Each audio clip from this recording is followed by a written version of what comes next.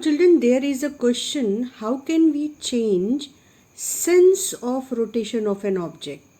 So I take an example of this strip, ice cream strip, right? I hinged this strip at this point. Centre पर इसको मैंने hinge कर दिया. अब ये स्ट्रिप इस पॉइंट के अबाउट घूम सकती है. और अब अगर मैं इस पॉइंट पर फोर्स अप्लाई करूं तो देखो ये किस डायरेक्शन में घूम रहा है, एंटी क्लॉकवाइज. ठीक, तो अगर मैंने पॉइंट ऑफ एप्लीकेशन ये रखा और फोर्स को अपवर्ड लगाया तो रोटेशन एंटी क्लॉकवाइज हो रहा है.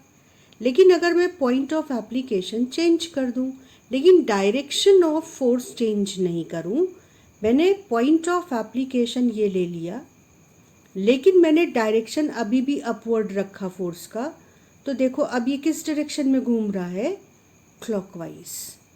तो एक तरीका तो ये हुआ सेंस ऑफ रोटेशन को चेंज करने का, that change the point of application of force, and you can change the sense of rotation of the object. And the second method is you just change the direction in which you are applying the force. Now take another example. I am taking this disc and let this be a steering wheel. ठीक है, steering wheel है ये, और मैं इन दोनों points पर force apply करूँगी अपने हाथ से.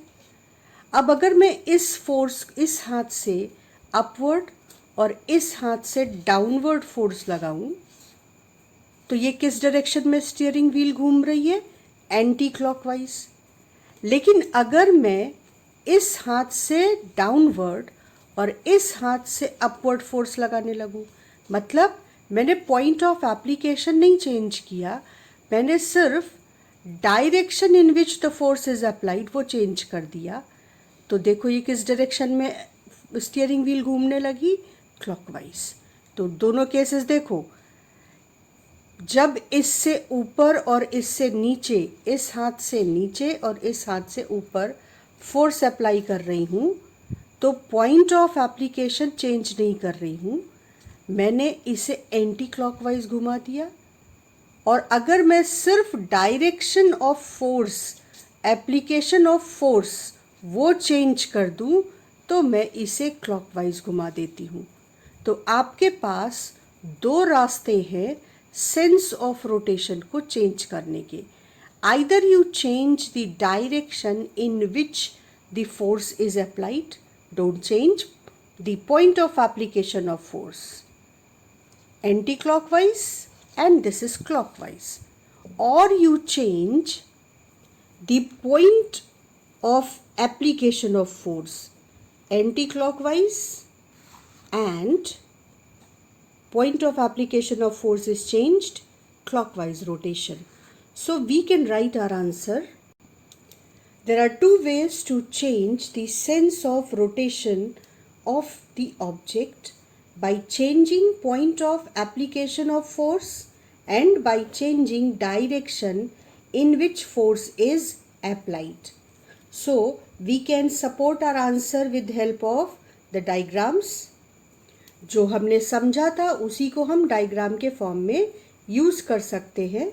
ये एक केस है जिसमें हमने आइसक्रीम स्टिक को एक एंड पर फिक्स किया है, और इस केस में हम फोर्स को ऊपर की ओर लगा रहे हैं, इस केस में फोर्स को नीचे की ओर लगा रहे हैं.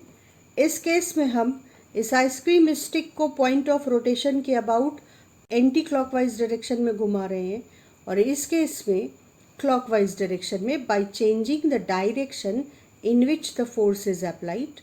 और दूसरा केस है ये जिसमें हम पॉइंट ऑफ एप्लीकेशन को चेंज करते हैं लेकिन हम डायरेक्शन ऑफ फोर्स चेंज नहीं करते.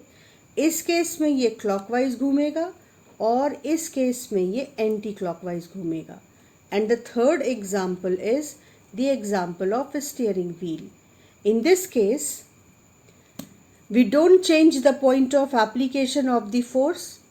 इस केस में ये वाला अपवर्ड फोर्स है और ये वाला हाथ डाउनवर्ड फोर्स लगा रहा है और हम इसे एंटी क्लॉकवाइज घुमाते हैं. इस केस में point of application of force same है, लेकिन अब राइट हैंड डाउनवर्ड और लेफ्ट हैंड अपवर्ड फोर्स लगाने लगा, तो पॉइंट ऑफ एप्लीकेशन चेंज नहीं हुआ, लेकिन डायरेक्शन ऑफ फोर्स चेंज हो गया और स्टीयरिंग व्हील क्लॉकवाइज डायरेक्शन में रोटेट कर रहा है। तो समझने के बाद हम सम अप कर सकते हैं और पॉइंट वाइज अपने आंसर को इस तरीके से लिख सकते हैं।